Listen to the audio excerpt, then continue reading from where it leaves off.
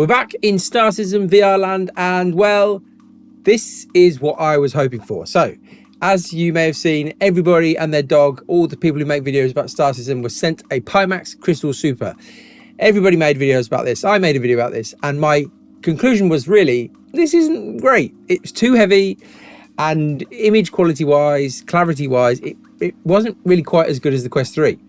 But that video I kind of ended by saying, well, there is this other brand new headset that Pimax sell, which looks much more like it. And thank you to Pimax for sending me that headset. So we've got the Dream Air. It's very, very expensive, but let me tell you, this was the kind of wow experience I was hoping for in Star Citizen VR.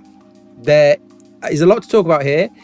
Performance is definitely something we need to think about, but this blew me away. The first time putting this on, this was it. This was what I was hoping for. It's genuinely amazing. So the first thing, let's set the scene. I've tested now with the Quest 2, the Quest 3, the Pimax Crystal Super, which was the big kind of bulky headset from Pimax that they sent before, and now this, the Pimax Dream Air. And well, the first thing we've got to talk about is the weight. The main issue I had in the last video was the weight of the Crystal Super. It makes anything where you're flinging your head around a nightmare. You basically just get this kind of, the weight of the headset goes with you, and it kind of just tugs at your head, and it's really, really hard. And I think this is probably exclusive to something like flight sims or Star Citizen space sim stuff, because a lot of people using VR are using them playing sim races, where effectively you're generally just looking ahead, looking at the cars around you, maybe looking at your mirrors from side to side. But with Star Citizen, you're tracking spaceships flying up behind you to the side, and you really have to fling your head around. And so what I did here was I basically put on the Dream Air, and I decided to play for as long as I possibly could. So I've sped up the footage here, and effectively the test was, does this hurt? Does this hurt to wear? And is the weight just too much still? Because this is much, much lighter than even the Quest 3. And so again, what's the comparison there? Is this now reaching levels where you can play this for ages and ages? And the answer really is yes. I played for 2 hours straight with the headset on. I mean, you have to work out where your bindings are, and joysticks do help. If you've got joysticks where you know where your buttons are, that definitely helps stay in the headset. But I played for 2 hours straight. The weight itself is not an issue. 170 grams, that's totally fine. You can't really feel it. You can fling your head around. It feels like it's not really there compared to the other headsets, at least. Things we do need to talk about though, the interface that you shove your head into, well, it's not that soft. Now, Pimax are actually going to replace this. This isn't the final production thing they're going to send out. There's a weird thing where they've basically sent this headset out to people who've bought it, but this isn't really finished. They're going to send out new controllers, I think, to some people, because the controllers that come with this model are not the final ones. And then also this interface that you shove in your face isn't the final version. And so hopefully that improves. I mean, I know there's a whole thing about custom. A lot of people buy a VR headset and then spend a load of money on top customizing it. Seems a little bit, if you're spending this much money, you'd hope what you get in the box is basically perfect. But yeah, at least Pimax are going to improve what I've been playing with here, because it's fine, but it does dig in, as a lot of headsets do. That's just worth knowing. The other thing that's worth knowing in terms of comfort and ease of use, the cable at the back isn't ideal. This cable comes out the back of the headset, it goes into this little splitter box. The box gets quite hot, but also, again, maybe they didn't really realize this. In a sim racer, when you're not flinging your head around, it's not an issue. In a game like Star Citizen, where you're turning quite consistently, it can get kind of caught and pull on the back of your head a little bit. And so in the end, what I ended up doing was kind of just like hanging it up behind me to take the weight off it, and so that I could move a bit more freely. So it's a minor inconvenience, but it is worth knowing that you're probably going to want to come up with some solution to deal with that cable. Ideally, in an ideal world, this would be wireless like the Quests, but again, in terms of image quality and resolution, obviously it needs to go through a cable. So what can you do? Let's now just talk about the actual image quality. So again, my big complaint with the Pimax Crystal Super's image quality was that the sweet spot for the model I had, at least, was very, very small. And so unless you had your eyes in exactly the right spot, it all kind of got a bit blurry. Now that is not the case here. This is much, much sharper.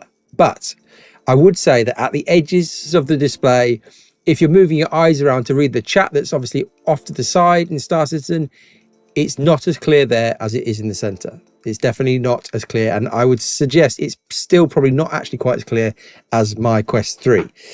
Now, obviously, there's things you can do.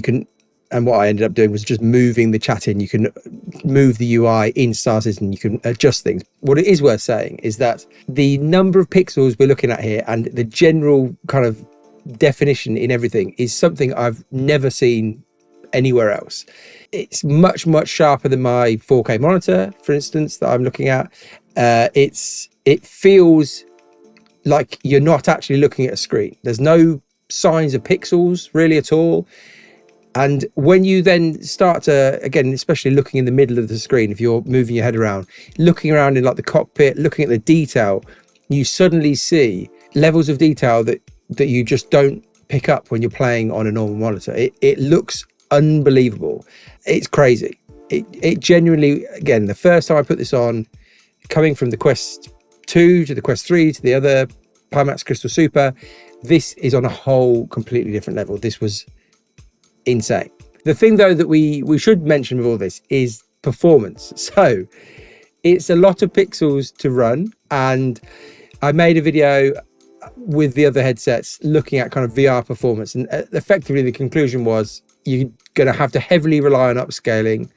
You're probably also going to need to turn on frame generation. All the headsets have got their own, this Pimax called it smart smoothing, different ones call it different things. They all have their own way of inserting extra frames to smooth out the experience. Comes with trade-offs, occasional kind of wonkiness and things, but realistically, everybody, even I'm using a 5080, I think even on a 5090, you're going to have to use that. Performance is brutal. This headset is designed in some ways for the next generation of GPUs. The 6090 might be ideal for this. It still might not be enough. For now though, you're going to be reliant on changing settings in the software. So there is an option within the Pimax software, which the software itself, from my side, it's worked perfectly. I know others have had some issues, but it's kind of been flawless in my experience. But in the software, you can go in and change the resolution effectively from automatic, which for me, it started at 88% resolution. And then you've got high, medium, low. You can change the resolution in the software. And obviously, the lower you drop that, the more pixelated your view gets.